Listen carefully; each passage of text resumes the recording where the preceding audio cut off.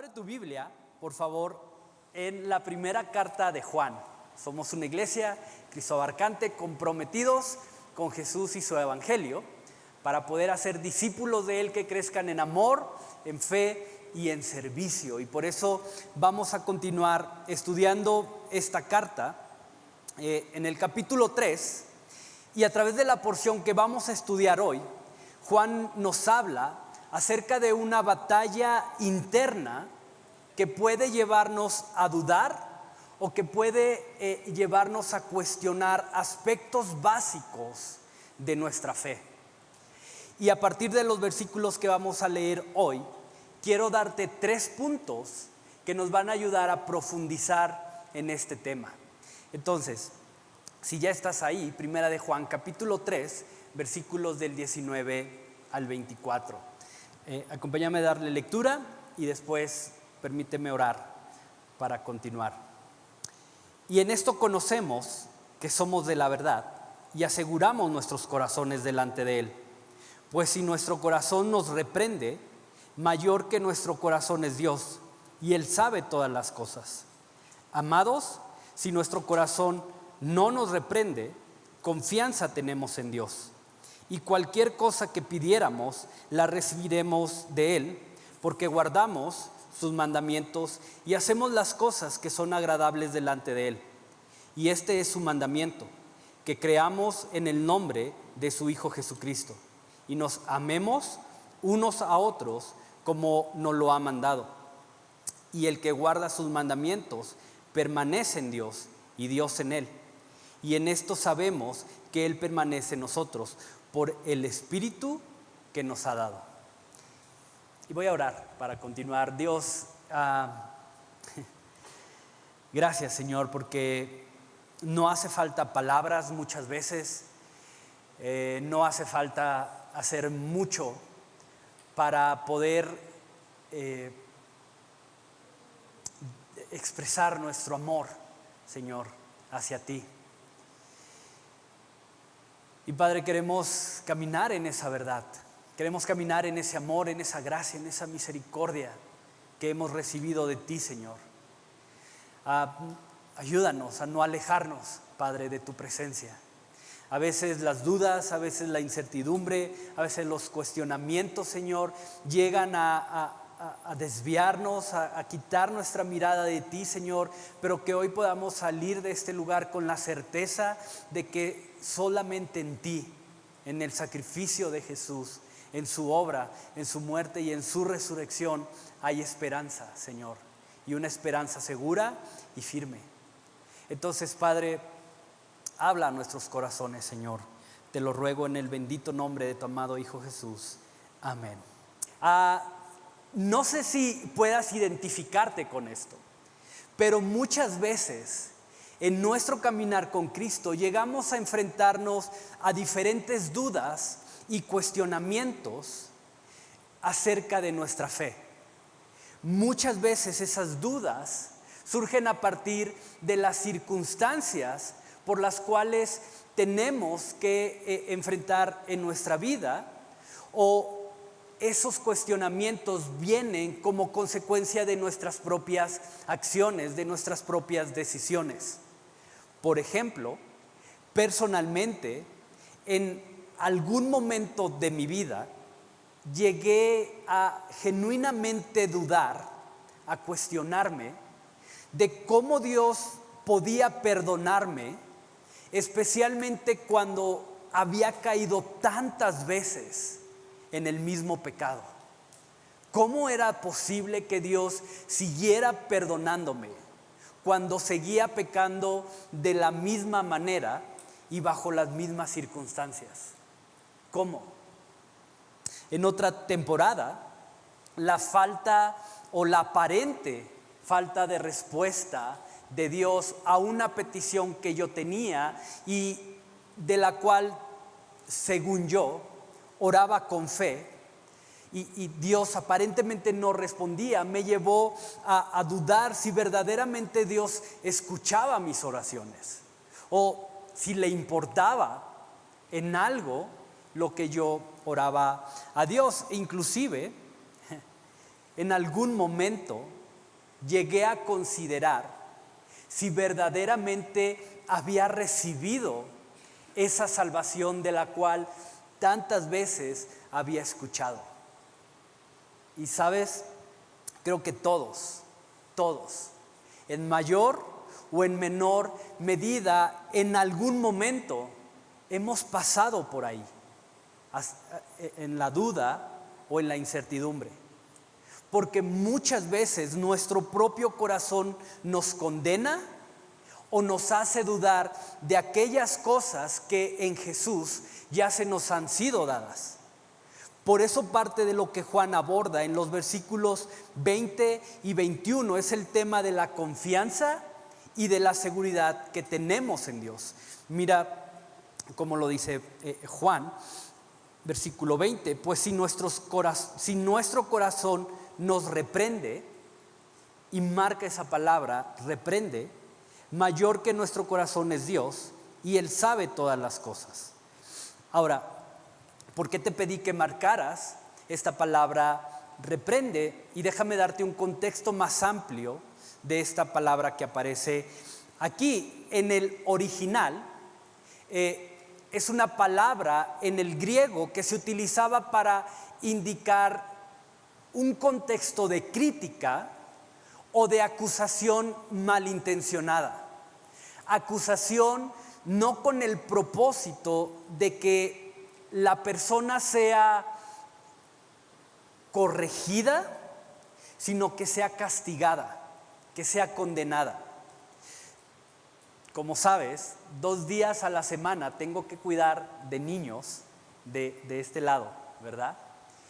Y empiezo a llamarle la atención a uno de los niños por algo que hizo, y en lugar de decir sí, perdón, lo hice mal, lo que sea, inmediatamente es, pero fulanito hizo esto también, fulanito también lo hizo, y él empezó, y él hizo más que yo, ¿verdad?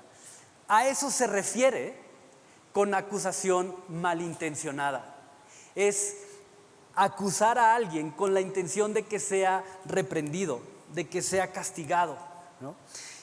Y quiero que veas lo profundo de esto, porque desde la perspectiva de Juan, nuestros propios corazones tienen la capacidad de eso, de criticar y de acusarnos de una manera malintencionada a nosotros mismos. Es decir, no necesitamos que alguien venga y nos acuse por lo que nosotros mismos hacemos, sino que nuestros propios corazones van a tener la capacidad de acusarnos de manera malintencionada. El profeta Jeremías nos declara en Jeremías capítulo 17 que el corazón es engañoso y el corazón es perverso. Así que sí, por increíble que parezca, nuestros propios corazones tienen la capacidad de acusarnos de manera malintencionada, generando en nosotros acusaciones internas de culpa, de vergüenza, de desánimo, ya sea por nuestro pasado o por algo que en el presente no podemos cambiar o no podemos dejar. Esa acusación malintencionada. Ahora, quiero recordarte esto que también es sumamente importante que lo consideremos, y es que como discípulos tenemos 3 enemigos a quienes constantemente tenemos que estarles haciendo frente. Y ya hablamos de estos 3 enemigos, simplemente quiero recordártelos, pero el primero es el sistema de valores de este mundo. Un sistema de valores que se opone y que resiste a la autoridad de Dios, a su consejo y a su voluntad. Satanás, el cual la Biblia en el Apocalipsis específicamente lo describe como el acusador. Y nuestro propio corazón, el cual, como ya lo mencioné, llega a ser engañoso y llega a ser perverso. Entonces, quiero que veas lo profundo de esto.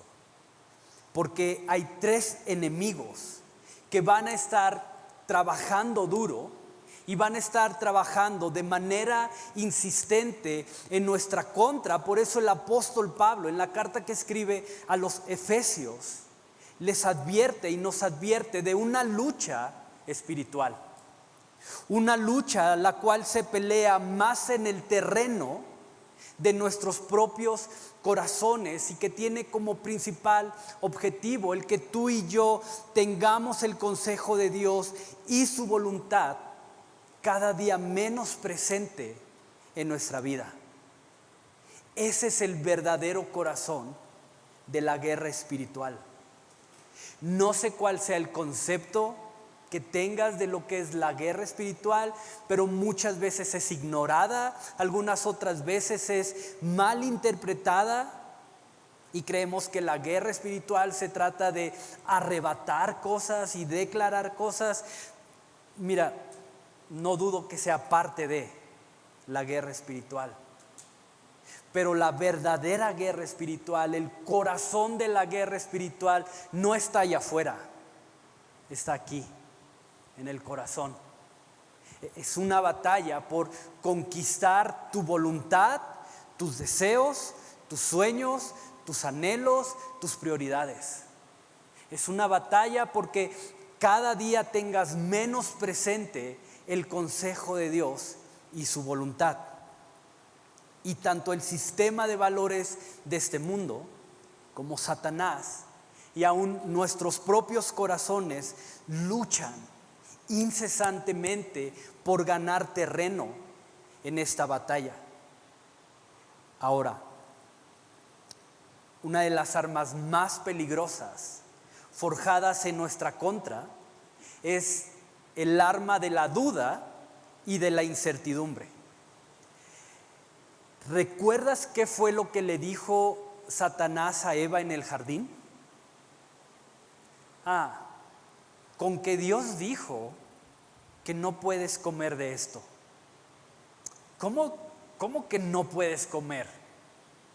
Y empezó a sembrar duda, empezó a inyectar incertidumbre en los oídos de Eva.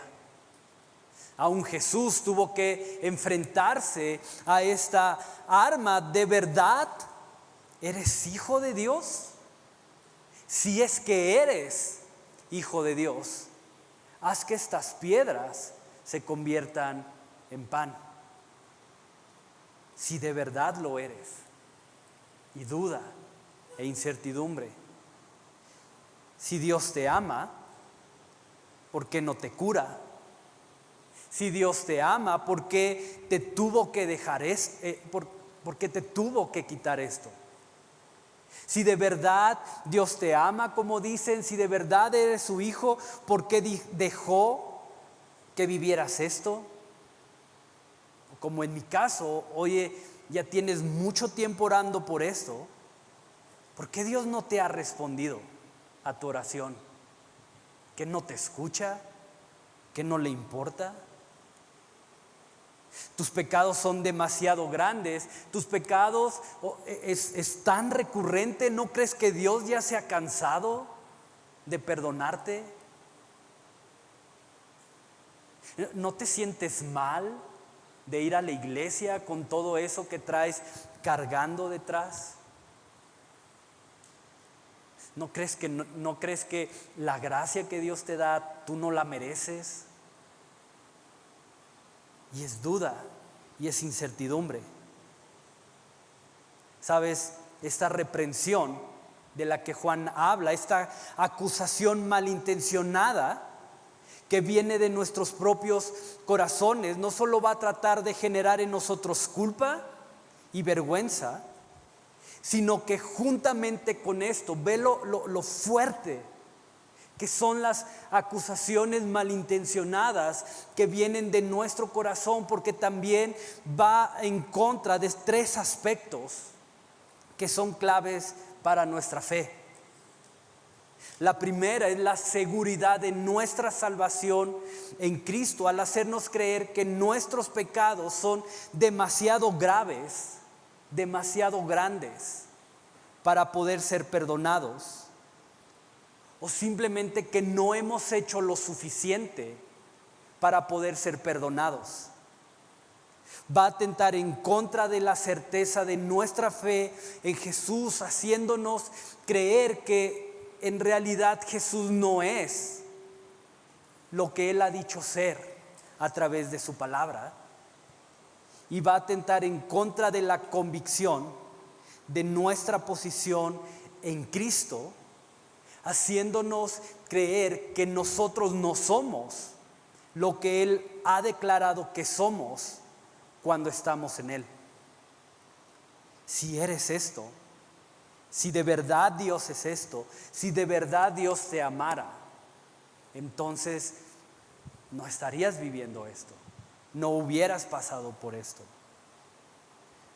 Pero me encanta que Juan, en medio de este ataque, va a lanzarnos una promesa a la que podemos aferrarnos cuando nuestros corazones nos acusan. Dice Juan, mayor que nuestro corazón es Dios, y Él sabe todas las cosas.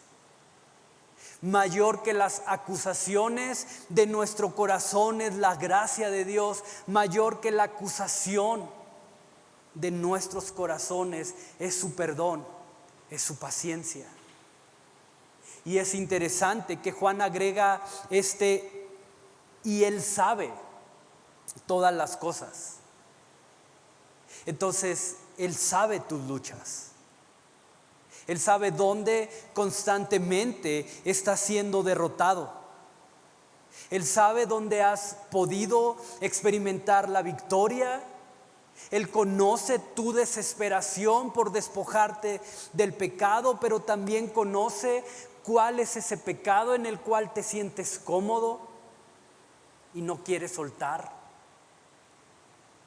Él lo sabe. ¿Sabes? Cuando Dios nos salvó, cuando Dios nos llamó, y como dice su palabra, derramó su espíritu sobre ti, Él sabía lo que estaba adquiriendo. Él sabía a quién estaba llamando. Él no hizo un pedido por Temu. ¿Cuántos han pedido cosas por ahí, por Temu? Y que no sabes qué te va a llegar. Que no sabes si lo que pediste si lo que viste en la pantalla es lo que te va a llegar. No sabes si pediste un iPhone y si te va a llegar un ladrillo envuelto, ¿verdad? Y los que se ríen saben de eso, ¿verdad? No. Cuando Dios nos llamó, cuando Dios nos escogió en su gracia y derramó su espíritu sobre nosotros, Él sabía lo peor acerca de nosotros. Él conocía nuestro orgullo.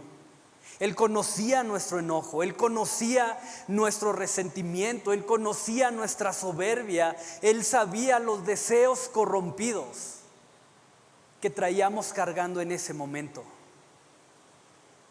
Eso significa que ninguna acusación, ninguna, por más malintencionada que sea, puede sorprender a Dios o puede hacerle dudar de su amor por aquellos que por la fe en Jesús hemos sido llamados sus hijos. Entonces, quiero que medites en esto, pero a través de su omnisciencia, es decir, su capacidad de conocer nuestro pasado, nuestro presente y nuestro futuro, tenemos la gracia para vivir bajo la plena seguridad de que el sacrificio de Jesús en la cruz ha pagado absolutamente por todos nuestros pecados. Todos. Y este es el primer punto que quiero que te lleves hoy. Dije que te iba a dar 3. Este es el primer punto que quiero que te lleves hoy. La gracia de Dios en Cristo es suficiente para perdonar todos nuestros pecados, ya sean pasados, ya sean presentes y ya sean futuros.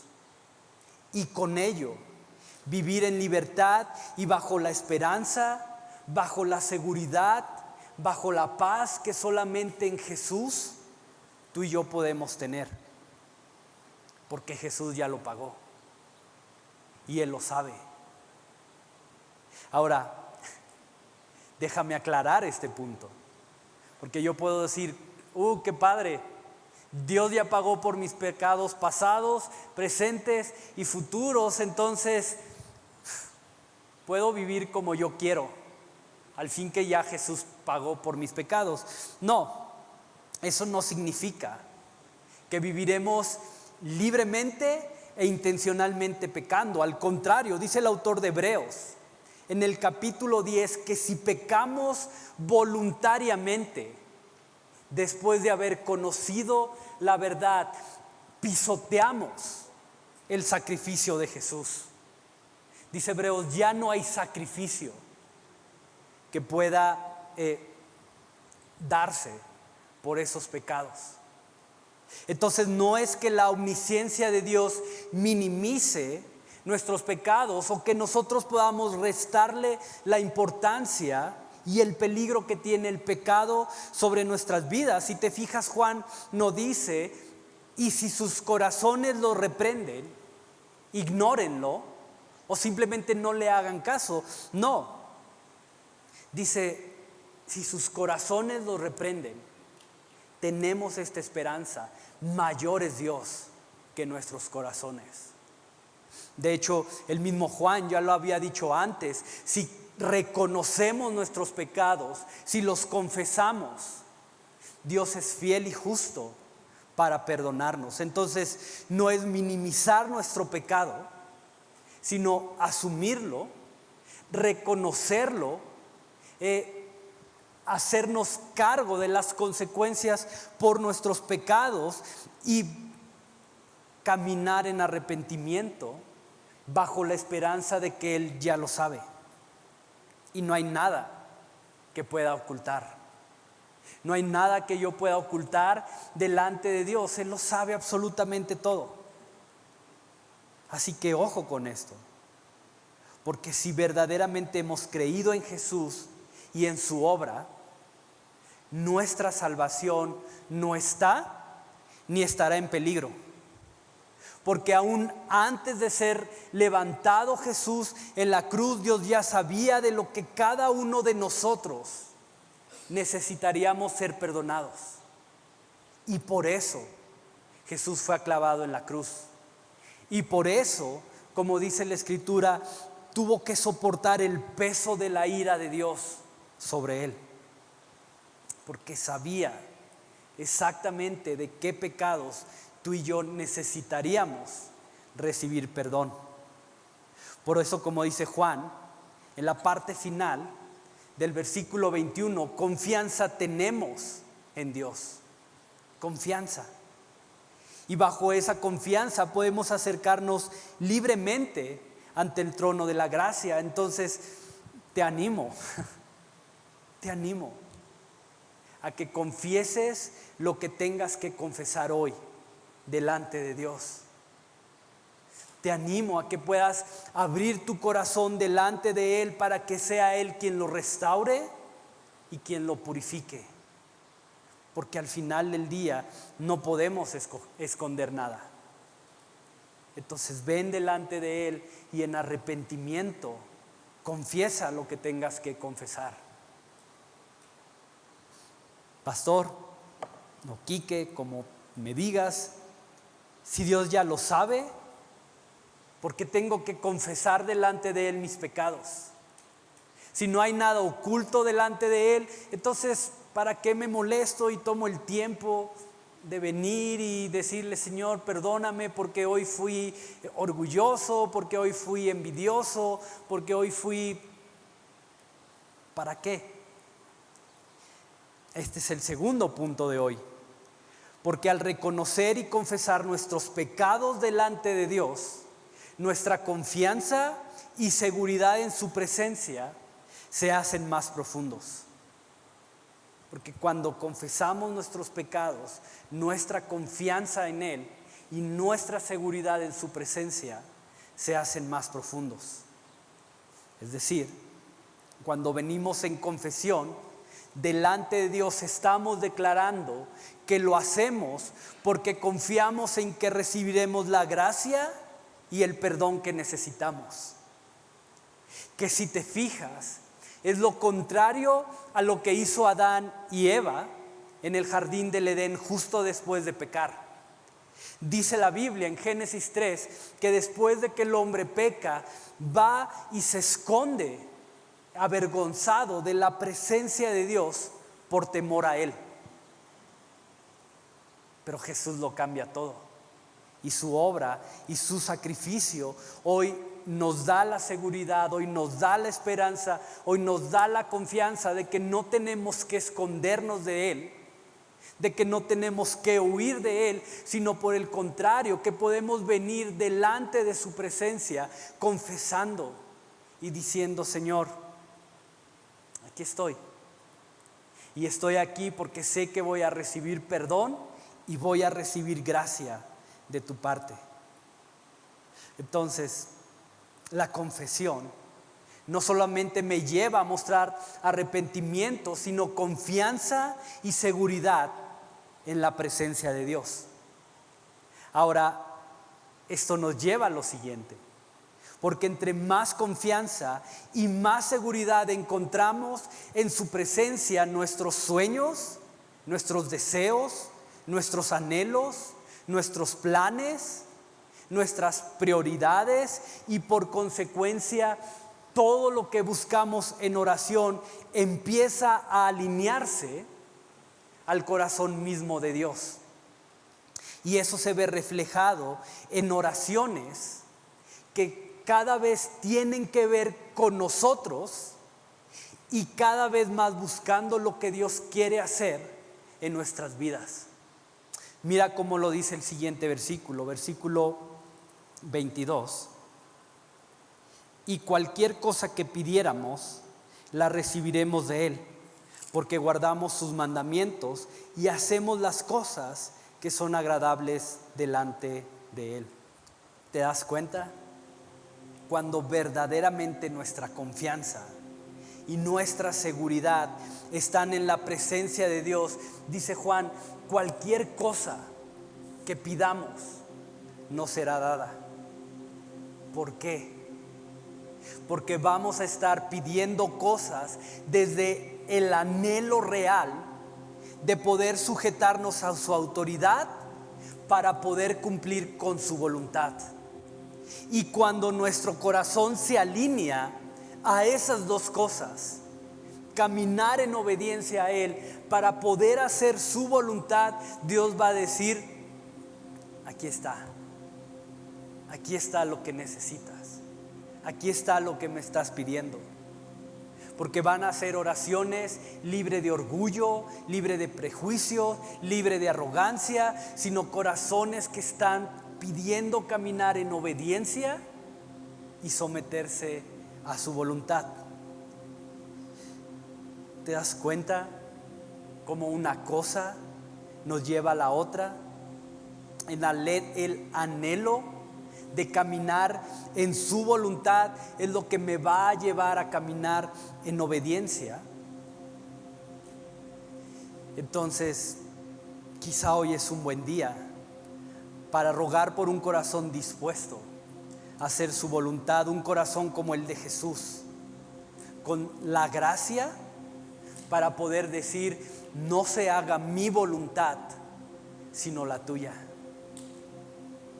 Ahora, por último, Juan nos presenta la defensa para poder hacer frente tanto a las acusaciones de nuestros propios corazones, como para orar de tal forma que lo que pidamos nos pueda ser dado. Mira versículo 23, de aquí primera de Juan. Versículo 23. Y este es su mandamiento, que creamos en el nombre de su Hijo Jesucristo y nos amemos unos a otros como nos lo ha mandado. Y es eso. Es sencillamente que volvamos a la base de nuestra fe. Es creer y poner nuestra confianza en la obra, en la muerte, en la resurrección de Jesús. Y cuando verdaderamente lo creemos desde el entendimiento de Juan, ocurren dos cosas. Y es el tercer punto que quiero darte el día de hoy. Pero cuando creemos y confiamos en el sacrificio de Jesús, tenemos la gracia para caminar en obediencia, guardando sus mandamientos y amándonos unos a otros, que es un tema del cual ya hemos hablado mucho mientras hemos estudiado esta carta. Entonces, si te fijas, no se trata solo de decir que hemos reconocido a Jesús como nuestro Salvador. No se trata solamente de decir que creemos en Él. Si te fijas, y a través de toda la Biblia es exactamente el mismo tema. Se trata de dar frutos de obediencia y de un amor que aseguren nuestra fe, que hagan evidente que verdaderamente hemos creído en esa obra y en ese sacrificio. Entonces, no sé cómo vienes hoy, pero quiero terminar animándote y recordándote que en Jesús nuestra salvación es segura. Que si verdaderamente tenemos fe en Él y hemos creído en su obra, entonces no tenemos que preocuparnos por si hemos perdido o no nuestra salvación, porque la obra de Cristo es efectiva. Pero ojo, porque si la salvación es segura, eso se va reflejado en nuestra manera de vivir. Va a haber un anhelo natural en nuestro corazón por caminar en obediencia y por hacer su voluntad. Entonces, ese es un buen filtro para que tú y yo podamos estar seguros si hemos recibido esa salvación. Entonces, ¿por qué no tomas un tiempo? Y quizás, al igual que yo, tienes algo que confesar delante de su presencia. Algo que necesitas que Él cambie, que Él purifique, que Él quite o que Él ponga en base a su santidad y a través del Espíritu que, como dice Juan, Él ha derramado sobre nosotros. Entonces, ¿por qué no, mientras pasan los chicos de la alabanza, tomas un momento ahí para orar y ponerte a cuentas simplemente con Dios?